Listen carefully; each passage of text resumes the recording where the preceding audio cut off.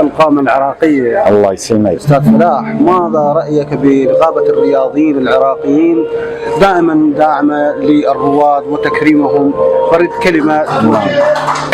والله يعني عمل يستحق التقدير من نقابة الرياضيين العراقيين، خاصة عندما تحتفي باسم كبير في الموسيقى العراقية، وبالتالي هذا يحسب لها لأنه الفنان القدير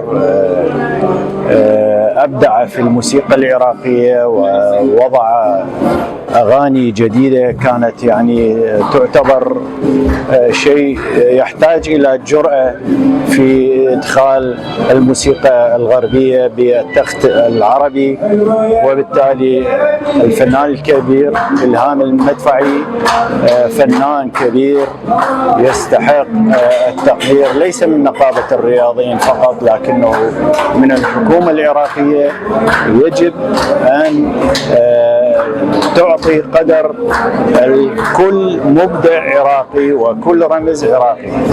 شكرا لك.